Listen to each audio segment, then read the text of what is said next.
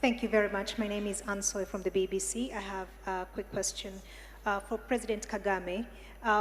As chair of the Commonwealth, I wonder what your priority will be, especially in terms of upholding the values of democracy and human rights, given that there's been a lot of scrutiny on your country and the record of your government, and critics have been pointing out the number of opposition leaders and journalists who are in prison.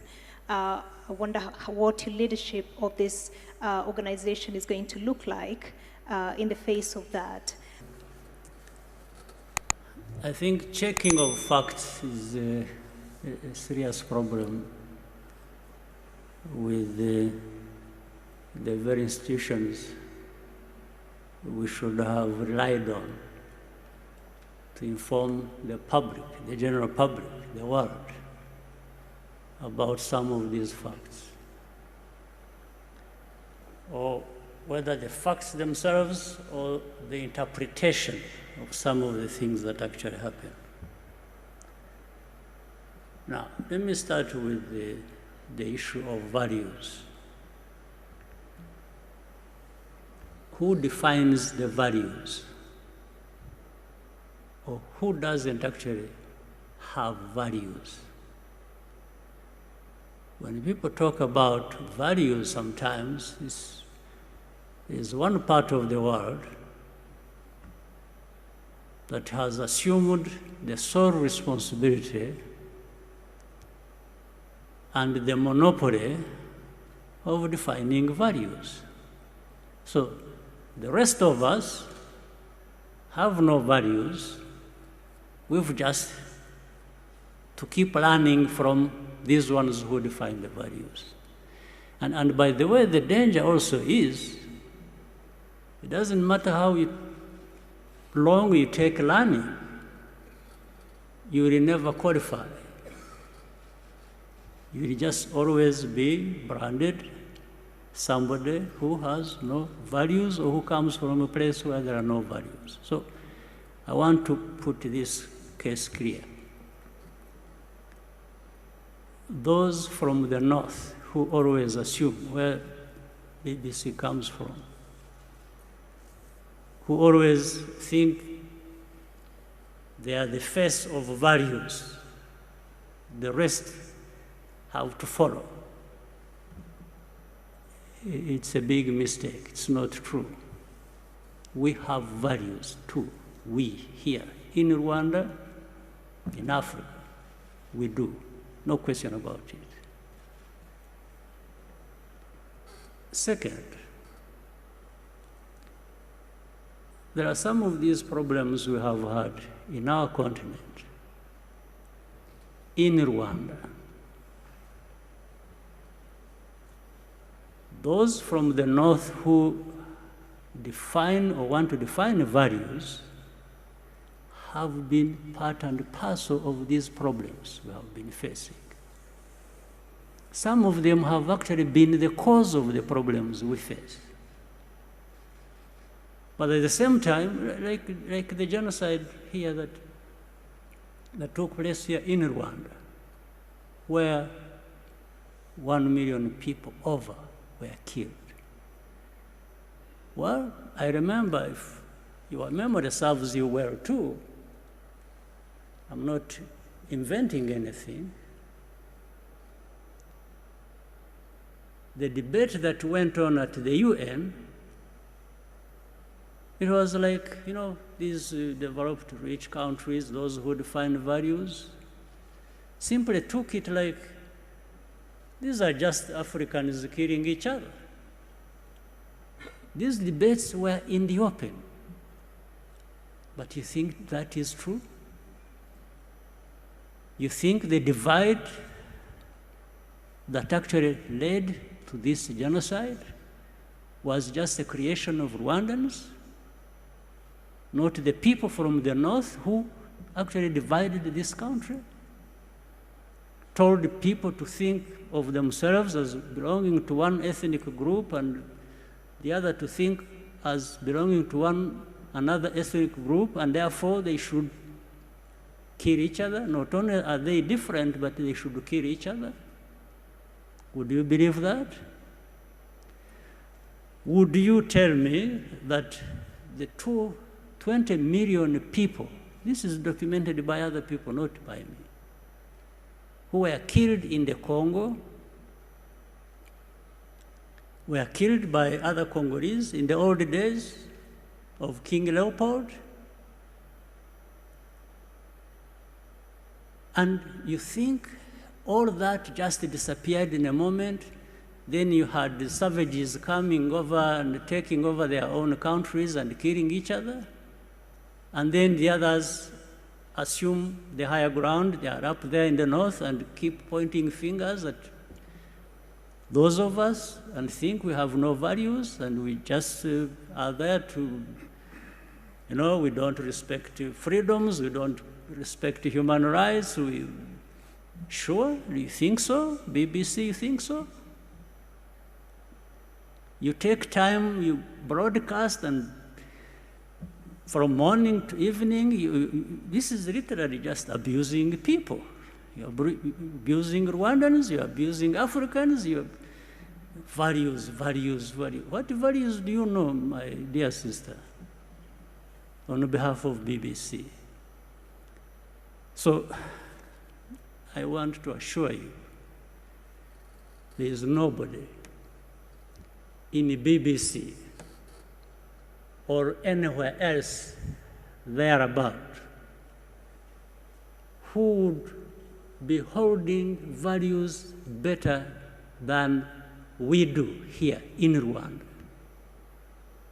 Except if we just want to cover up the mistakes of the same people who want to define these values for us.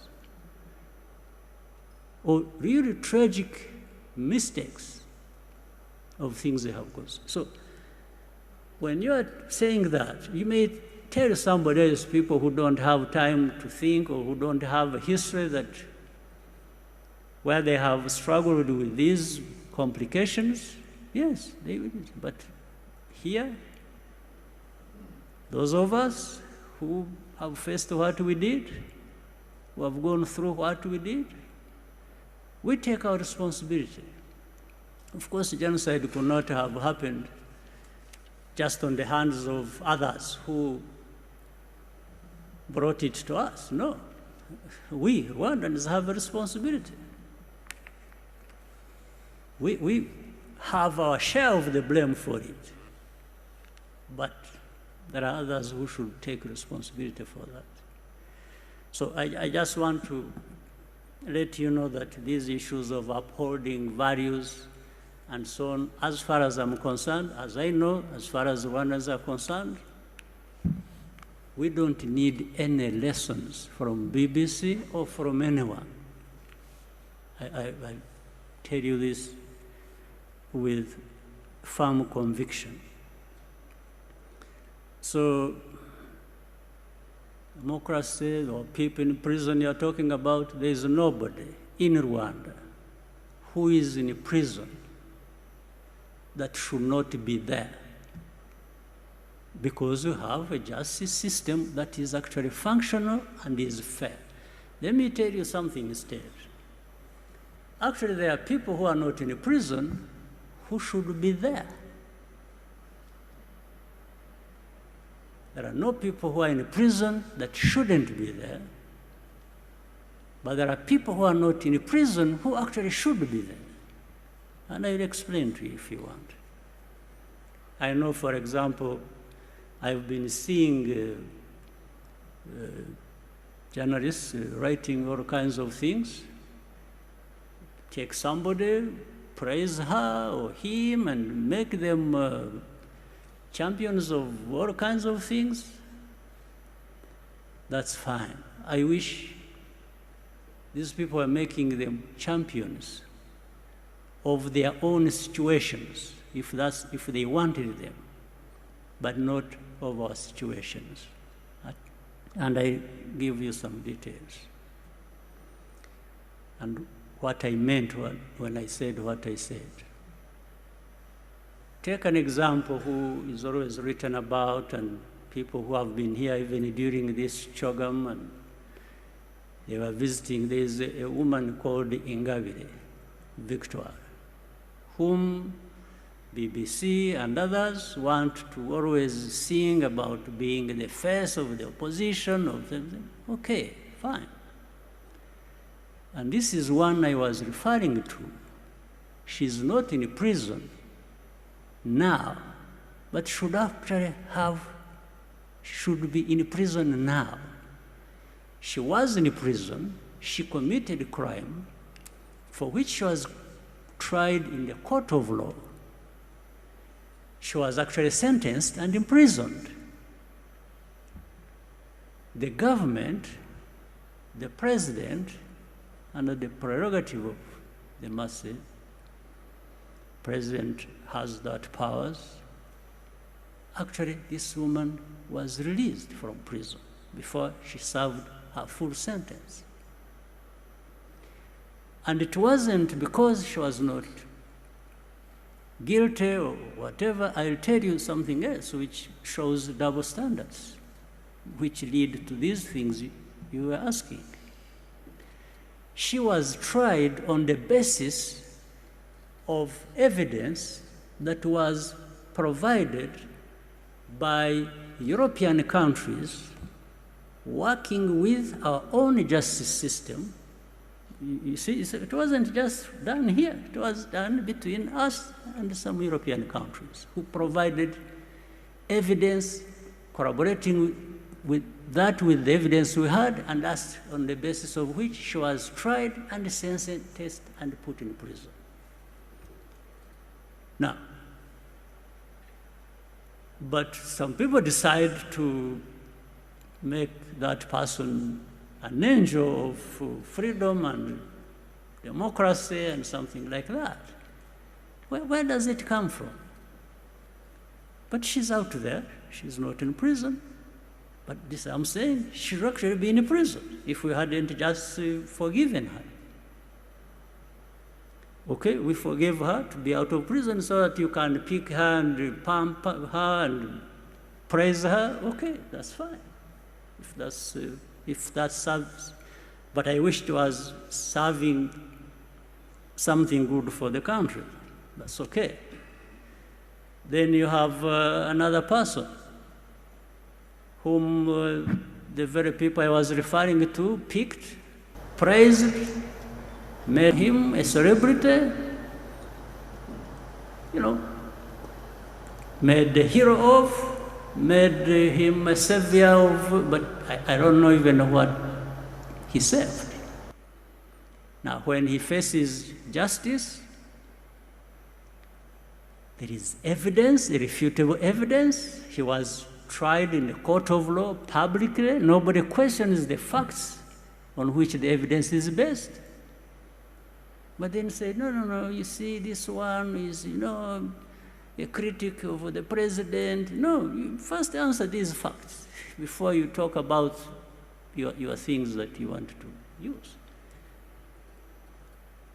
And in fact, this person committed this crime with many others. There are about 21 people in the same case, all of them who pleaded guilty and are implicating this person, and this person was at one time their leader. These are people who were armed, waged violence against families of Rwandans. People were lost their lives. There are victims there. And then there is the one, this person, it comes from America, from Europe, and that this person, and in fact, what is interesting, they come and say, this person, we are not saying he's innocent, but he should be released. And then we ask them and say, okay, if you think he should be released, how about these others who are co-accused with this person who are also in prison? So in other words, they are saying, this person is special. We've made him special, so you should not question that. And then we say, okay, fine. How about the victims? The very people, families that lost their people on the hands of this person. They can't answer that, but they keep insisting. So anyway, let me try to cut. It was a loaded question, so I'm trying to grapple with how to cut the answer short. But So the basis on which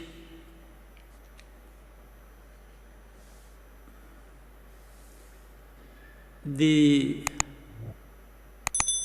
judgments are made is not necessarily right. It's not correct. So I'll let you make a decision at some point what to believe or what you should be making other people believe, but I know by my answer in whatever way, maybe you're already framing a completely different story about what I said, or giving it a frame in which I didn't put it, but that's okay.